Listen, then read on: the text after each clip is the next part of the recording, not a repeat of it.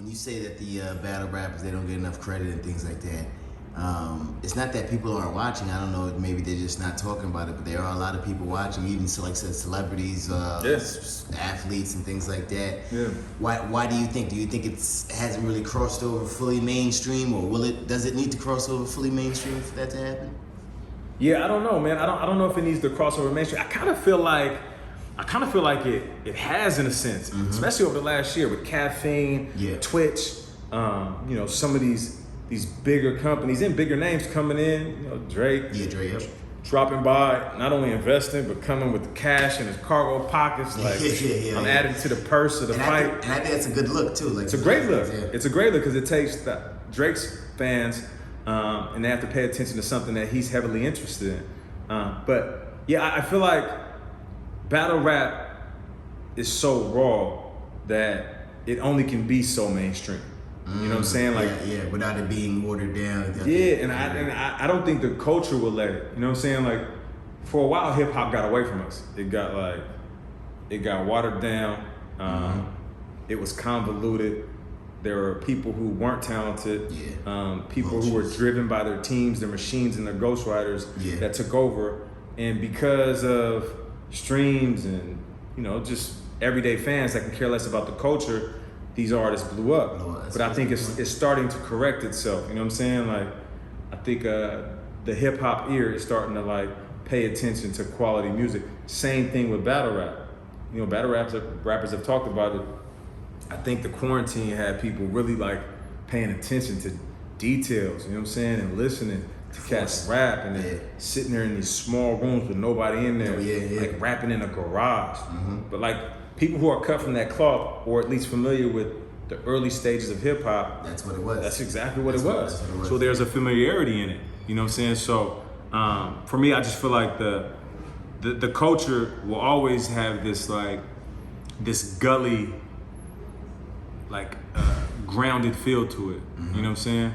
Which keeps it lit. It's needed. Even in a big stage atmosphere, when you see thousands in the crowd, got 50 people on stage behind the rappers, you got the microphone banners up everywhere, you know what I'm saying, cameras from every angle, and then you see two dudes almost disappear in a moment, and it's just them, which I know exactly what that feels like. I know what it feels like to be in a stadium with 70,000 people, and it's me, this wide receiver, and I'm thinking to myself, I done crafted my week to cook you.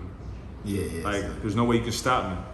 Everything that I did to this point to prepare myself, this is going to be my greatest moment. And I've been there and done that. We talked about it before. The reason I really love the on-stage essence of battle rappers is because as a fan, I can see it differently than most people. I see almost like an artist or an athlete getting ready to have his greatest highlight.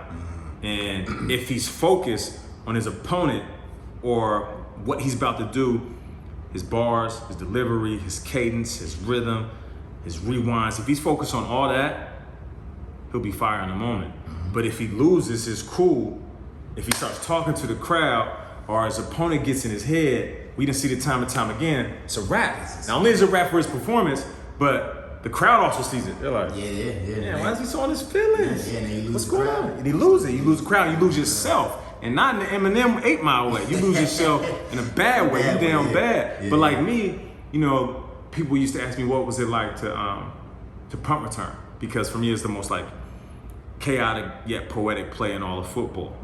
I get back there, and in my prime when I wasn't fair catching anything. I'm trying to take everything to the crib. You know what I'm saying? I don't care if they got all they fastest dudes out there. I'm catching this and running with it. You know what I'm saying? And I get out there, you hear the crowd, Burleson.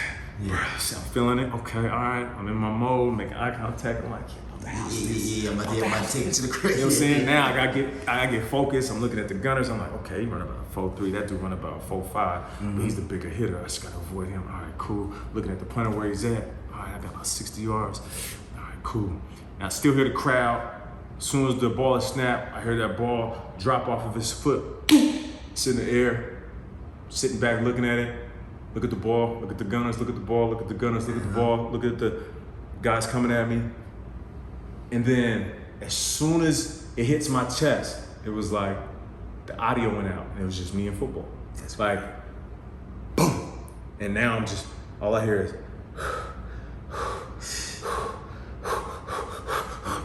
go. Shaking dudes. 1, 2, make a move. Get out. See a hole open up, I'm gone.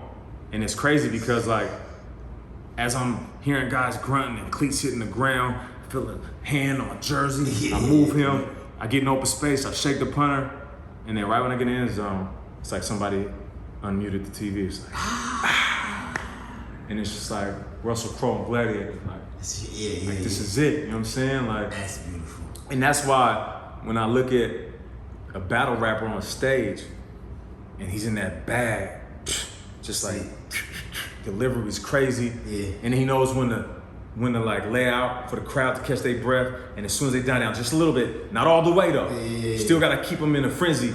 Then you come back in, and then after that they sit and they just revel in it.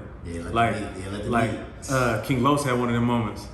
He said, "You're gonna holographics, and I'm gonna walk right through." I said, "Oh," and he knew it though. He knew. He said that. He looked at the crowd. That was a battle rap bar. That was a battle rap bar. So he didn't need to be clever in that point. He didn't need to be over the top. He didn't need to be super intellectual. What do we call it? Lyrical miracle. He didn't need to be that. He wanted a punch that was gonna knock your head off. He knew it. I think he knew it when he wrote that. You know what's crazy is I think, because I've watched that a few times, I think he actually had more after that, but that punch landed so hard. The crowd came in. He was like, why even like, I'm gonna leave it alone right here. You know what I'm saying? But yeah, man. So that's why I like battle rap, man. It's, you know, they say, what did Drake say? Sports and music is so synonymous because we want to be them and they want to be us. It's the same thing. Like with most of, you know, cats that battle rap. You talk to them, they tell you I used to be nice, man. Yeah, of course, you know what I mean? That's a fact.